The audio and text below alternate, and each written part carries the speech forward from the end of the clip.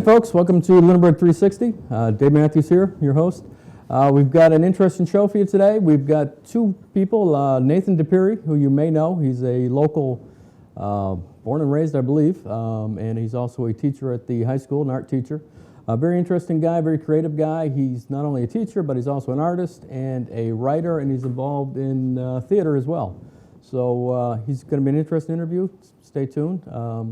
We're also going to be talking with Rob Alger. He works with Jocelyn Lesser. They are the town's owner project manager, or essentially the construction manager for the town for the new high school, middle school project.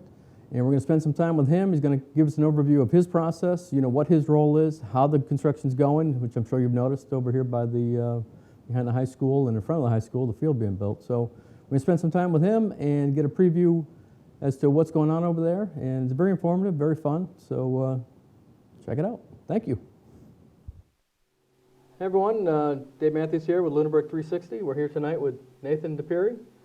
You may know him as an art teacher at the high school. You may know him. You grew up in Lunenburg whole life? Since I was 2, so okay, close that's enough. Close enough. He's still a newcomer, I guess, to some folks. But Yeah. hey. And getting to be more and more known for your art and your illustrations, and you've got books and all sorts of things going on. So tell us first, teaching. Let's talk about that a little bit, because teachers love to talk about teaching. So Yeah. what drew you to your career at Lunenburg High School? Well, I mean, I loved high school the first time around. Did you really? Yeah. So I guess I'm in the minority there. You're unique. Yeah. But I went into college as an illustration major, Okay. and in the first couple classes, they told us that 5% of us were going to be working in the art field once we graduate. Gotta be a tough buck, yeah. So yeah, and my priorities were always that I wanted to be able to provide for a family, and realistically, I knew freelance illustration wasn't going to cut it. So I did go through and complete my illustration degree with the knowledge that I was going to get teaching certification after the fact. So I did that in the 5th year, and as very good fortune would have it, a job at Lunenburg opened. Perfect. Before I even finished that 5th year. So Nice, very nice. going into the 7th year. Cool. Well, I know I've gotten some feedback from, I know my daughter had you as a teacher a couple of years back. She raved about you? What's the word? Ranted? Ranted and raved, yeah. No, I think rave, not rant. So all good. So I guess kids are enjoying high school with your help now. So Good. all good. So beyond the teaching, also you're an illustrator. You are finding a way to have some success with it, financial hopefully, and just getting your art out there. So tell me about your series. You have it's a comics series, and you've got it both in newspapers and books? Yeah. It's called My Guardian Grandpa. It's the story of a 16-year-old girl and her grandfather, guardian angel. So Okay. how exciting it might be if you went to school with your parents. So Wow. That's almost scary. You sure it's not a horror series? it can be. I think it blends a lot of sentimental and uncomfortable humor. And I mean, at the end of the day, I'm hoping that it provides a wholesome message, but at the same time, not like too hug and learning, but Yeah. mostly Not too cloying. mostly the humor. So, Okay. but I mean, where do you get your ideas, I presume, for your strip come from either your experiences or as a child yourself, or? very little of it comes from real life, actually. When I first started out with comic strips, when I was 11 years old, it was drawn from daily life. But right now, it's more or less like if we're sitting here at a coffee table and I'm looking at a coffee cup and I start thinking about coffee or tea, and then where can I run with that? So it's a lot of sitting around and thinking, what if this happened? And it's more imagination, but Okay. there's a little kernel of reality. So your students don't have to fear that No. this week's drama is going to be in a... No. If ever there's like a cameo appearance, I always get permission in advance, and usually that's always just if they're someone who has a running dialogue with me about the comic Okay. strip. So Interesting. So you started out getting them in newspapers, and how'd you make that leap to get them collections into books and published? I ended up self-publishing the book compilations. I'm in one newspaper currently, the Sentinel and Enterprise. Just completed its 3rd year, and in the 4th now. There have been 2 book compilations so far, each of them a year's worth of material. The first one's called My Guardian Grandpa, and the second one is called When He Was My Age. All of the entire series is supposed to sort of take place through the eyes of the 16-year-old girl, Judy, and it's more or less to sympathize with her, but it's not so much of a first-person narrative where she appears in every strip. So, yeah, third book will be ready this fall. It's called In My Day.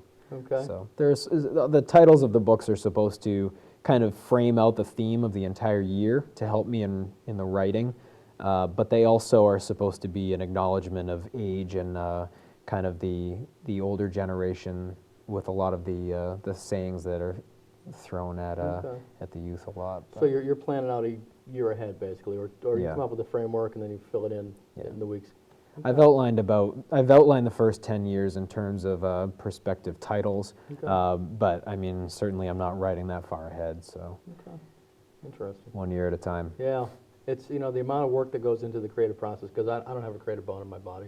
So I've just found it interesting, the effort and the thought and the work that goes into it, that, you sit down, you read a comic strip or you read a book, you don't necessarily get the depth of the prep and the work that went into that. So, Yeah. like I said, I just have a lot of envy with people like yourself that can kind of put this all out there and create, because I like that. So. The reader may spend a couple seconds with it, whereas that's maybe 3 hours for me. Okay. So. Yeah, nice. Now, where else are your illustrations? You're in cards and whatnot? Can I see on your website, or? I've done greeting card submissions, but primarily I've been working with Cruising World magazine for the last 7 years, I believe. So that's a freelance basis, so I may get 3-4 assignments a year. I'm working on one right now, which is the third so far this year. And I guess that's a national paper. I mean, that's a national magazine. Sure. But beyond that, I think my biggest break is I'm part of the Team Cul-de-sac anthology, which is there's a cartoonist named Richard Thompson, and he drew this amazing, phenomenal cartoon called Cul-de-sac. It premiered in papers in 2008, and unfortunately, I think a year or two after, he was diagnosed with Parkinson's disease. So a few in the artistic community got together and arranged this kind of initiative to raise money for Parkinson's disease on Richard Thompson's behalf, and they teamed up with the Michael J. Fox Foundation. So I was fortunate enough to have been able to be part of that, and I contributed a painting that was based off of Fragonard's The Swing, and it shows the cul-de-sac characters on the swing, and Cool. so. Yeah, nice. So when your illustrations are they pen and ink, or are they paint, or you do? Well, the comic mentioned strip I do painting. just exclusively pen and ink. Okay. But for any type of illustration, I'll use a little tiny bit of ink, not too much, and I let the watercolor painting kind of carry it. Because if you use extensive ink and then extensive watercolor, they kind of go to war. So you need a hierarchy. Okay. So. Interesting. But you also paint separately. You do canvases and whatnot, or is that something more? Not so much. Yeah. I think if I had more time, I would. Okay. It's nice during the school year. I'm obviously a full-time teacher, and then I'm a part-time illustrator. But in the summertime, then I'm a full-time illustrator. Nice. So Okay. it's if I was just full-time illustration, then I'd probably be a fine art painter part-time, or maybe I would be participating in theater more. Okay. So Yeah, that's the other thing in your free time. You're also a playwright. yeah. Okay, so tell us about that. Very accidental. I enjoyed acting when I was in high school, and when I was teaching in my second year, the class that I was advising, the class of 2012, was going to participate in the competitive class plays. And I figured, well, why not? I mean, Sure. I've never directed a play, but I certainly enjoyed acting, and I did their 3 plays. And going into their senior year, they had encouraged me, actually, why don't you just write our play for us? And rather than viewing that as, I mean, how do you expect me to do that? I was inspired by the challenge and excited and flattered, and I really indebted to that group of individuals for kind of embracing me and empowering me and really ushering me into a little sub-career that I never knew I would have. So It's kind of a little vote of confidence, a little boost, like, hey, we trust you. yeah. We're going to play this out. We're going to act. We're going to be on stage. So, Hmm. you know, make us look good, and they believed in you. So, Yeah. and how'd they do? Did they win? 3 years in a row. There you go. Yeah, Congratulations. one of the 2 classes that have done that. But Cool. the confidence, I mean, I expected going into the job that I was going to try to make them more confident, but I never expected that they were going to increase my confidence in my ability. And I remember when I gave a couple of the kids that first draft of Miss Wallace Rhymes with William, and I was so mortified. And I said, honestly, if you don't like this, if you don't want to do this, you have to tell me, because I do not want to go down this path and force you into a play that is really no good. So you have to tell me if this is terrible. And I was shocked that they really enjoyed it, and I did 2 more drafts and sent that to them, and they were very honest. They gave me some great feedback that actually improved the script. There's nothing like a teenager for the truth, huh? Yeah, right. So. Very cool. And it was a year of trying to get that published, and it's now published by Heartland Plays. Nice. And yeah, so That's awesome. That's playwriting now. awesome. Man.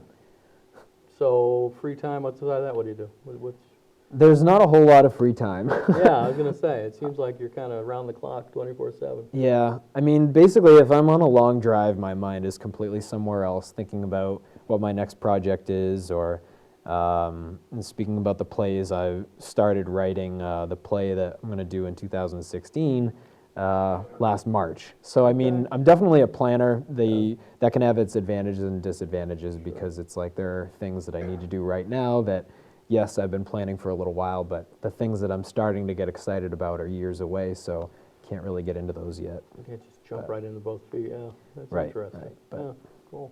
Yeah. So now, if folks want to see your work, get exposed to your work, if they're tuning in today, you have a website they can go to? Yep. My website is nathanjdeperry.com, and you can, if you do a Google search of my name, you'll find me on Twitter. It's the comic strips Twitter account is @JudyandLevi, and I'm on Tumblr with my general illustration work and my guardian grandpa as well. So, yeah, I'm all over the internet. Very but nice. nathanjdeperry.com. Very cool. And do you tweet, or do your characters tweet? How does that work? Initially, when I set it up as Judy and Levi, Yeah. I figured it would be from their point of view, but it's like, I don't really understand Twitter to begin with, so I figured, really, this is a marketing thing, Good. so I'll just do it from my point of view. Yeah, Twitter's taken over the world, and I don't get it, so. Yeah. You know. I'm in it, but I don't really, Yeah. I'm still not really understanding it, so. Funny, very Yeah. funny. Well, listen, I appreciate you coming by. Thank you. Very interesting. Pleasure. Thank you very much. Thank you. Hey, this is Dave Matthews with Lunenburg360. We are at the luxurious construction trailer of Jocelyn Lesser Associates, who are our owner's project manager, managing our project. And this is Rob Alger from Jocelyn Lesser. And how you doing? Good. Good to see you. Good to see you too. If you could, just kind of give folks an idea of what your role is and how things are going here, please. Things are going really well. I mean, my role here is to oversee the construction and be the eyes and ears for the owner on multiple levels, from making sure everything that is being used in the site is right, making sure that it's being assembled the way it's supposed to, and reviewing pay applications and watching over the whole project for the owner. Things going great. Right now we're in the process. There are some aerial photos that are posted, I believe, on Facebook. Okay. And they'll show the footprint of the building that we're currently working on. The southeast corner of the classroom wing, and there's photos on the wall over there colored up. The construction is basically going from the south side, and we're going counterclockwise around building the building. Okay. So the south side would be near the current The school? south side is closest to the back side of the gymnasium, Okay. yes. And that's a classroom wing. And then in the middle, in the back towards the football field, the AstroTurf football field, there is the auditorium area and the gymnasium. Okay. And then up on the north side of the gymnasium area, a little bit more to the west is the cafeteria. And then the last area that we're going to be building out of is another classroom wing. So what you're going to see is, if you're standing on the west side of the building facing east towards the athletic field there, you're going to see a recessed main entry and a couple of loops, and one's drop off for parents and one's for bus. But I think the building's going to look really nice when it's done. Yeah, I agree. The renderings, which folks can see again at the website and at the Facebook page that the school building committee has put together, has a good amount of detail and a good amount of information, and it's going to be a beautiful facility when we're done, for sure. Now, when do we actually start seeing cement in the ground and steel coming up and all that good stuff that people look forward to? Right now, we're doing a lot of the underground stuff that you're not going to see in the end, like stormwater piping and structures, and they've worked on most of that just south of the building footprint. They're now working on the sanitary on the north side in the parking lot up by Oak Ave, and they're going to work down along the north access road and get all that in. We've also got some gas line people here today. We're trying to figure out what's going on with the gas lines that are in the ground here, because what's on the drawings doesn't, on the existing, isn't what's actually out there. So we're trying to work through that as well. But right now we're in the phase where we've going through the shop drawing and submittal process, getting all the reinforcement in the concrete footings and walls approved. And so basically the guys that are going to be erecting this whole thing have got a set of drawings to work from that's exactly what's wanted. We go through as well as locating anchor bolts for steel erection. So that whole process is underway right now.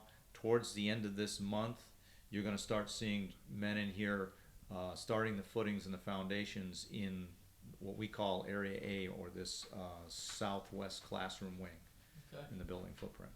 So it's coming quick. It has to. We got to put concrete in the ground before it gets too cold. So. There we go. Okay.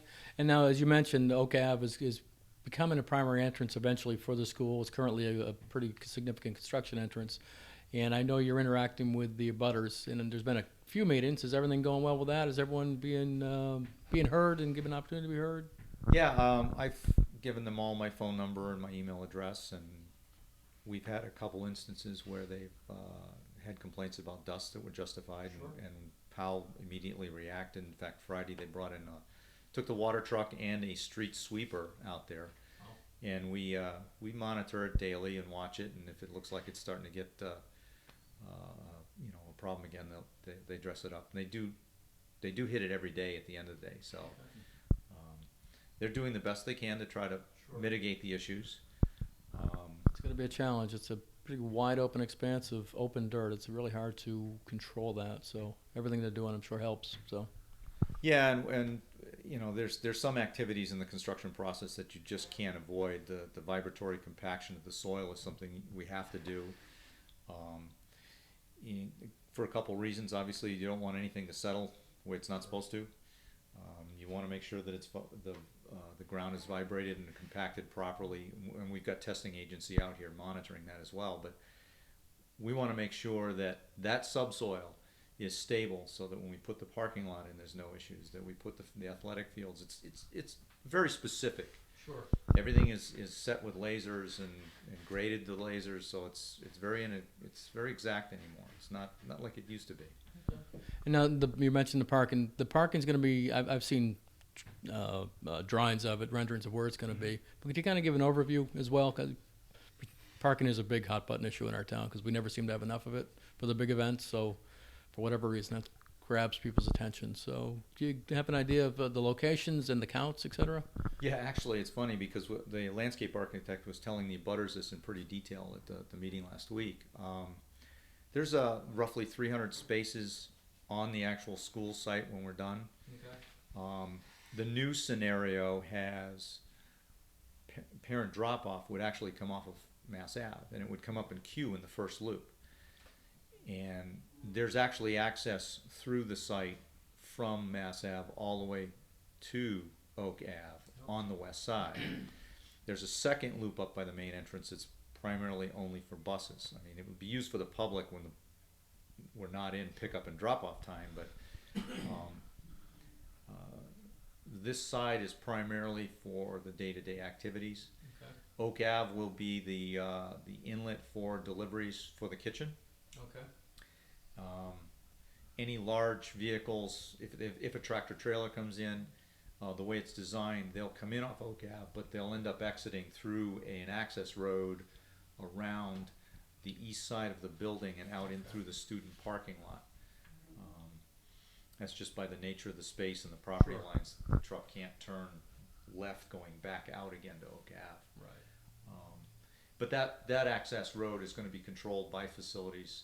It'll be open for emergency egress. It serves two purposes. It provides a fire access lane as well. So. Sure. And public safety, both the police and fire had input into the layout and the size and access. So that's all been discussed. Yep. That's another thing, people don't always know the amount of detail that goes into this, and the amount of interaction between the different departments in town, the different groups in town, to make sure this is all planned, as best anyone can, and then laid out as best anyone can ever imagine it's going to be needed. And then, we can always fine tune as we go, but everyone's had a chance to kind of weigh in to make sure their concerns are met. Oh yeah, it's a process. It's 18 months to 2 years before you actually break ground on a project. There's all kinds of drawings, engineers, design, input from all sides. Right.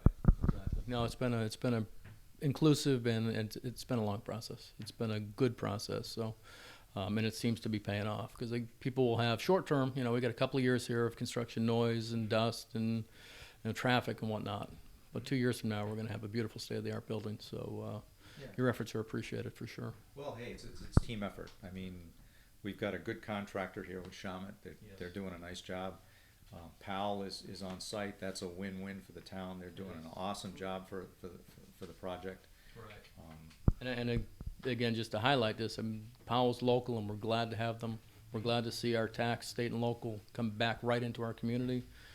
And important to note, this was a bid process. So it wasn't like, okay, here's an opportunity for a local. It's like everyone had to bid, and we're lucky to have a contractor in town who bids competitively, aggressively, and he won the business, and now they're doing a wonderful job like they do everything they do here in town. So yeah, and the only other activity that's going on out on the project right now as part of phase one is down by Mass Ave. Right. We're doing a athletic field that we're trying to get put together and the sod laid by the end of this month. Wow. So that they can use it next spring. Okay. We're pushing hard trying to get it done. Yep. We're hoping we can make it. We've got shop drawings in for the irrigation. We've got all the information on the sod. We're trying to get through the engineers and the architects this coming week. So, and right now they're doing a stormwater retention system on that north side. Sure. So they'll probably be working on that through this week and into early next week. They'll finish putting the sand layer in, and then they'll put the loam. And in between there, obviously they'll put the irrigation in, the mains, and start. Mm-hmm. Then once they get the loam in, they'll put the branch lines in, smooth it all out, and hopefully be able to roll out the grass and then hydro seed around it. Wow. That's incredible.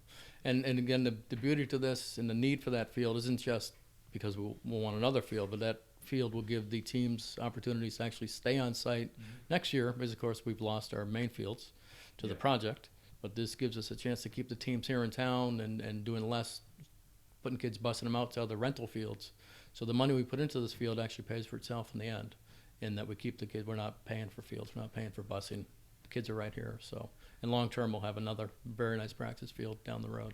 Yeah, I mean it's pretty funny. Every town that I've done business with and worked on schools for them, and there's been quite a few, they always seem to be short on athletic fields. Sure. It's well, real estate's expensive, and It is. it's a maintenance issue and it's a cost issue, but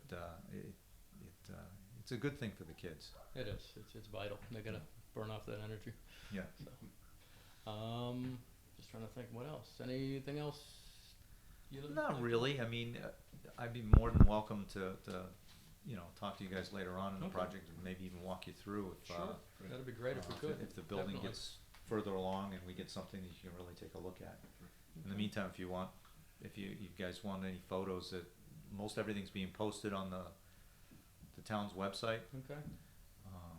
But I take a lot more photos than what gets there. I mean, Yeah. I photograph everything out here, so if you have any questions about anything. Awesome. Good deal. Okay. Thanks again for the time. Hey, Appreciate it. no problem. I'm sure we'll talk more. All right, thanks. Yep. Thank you.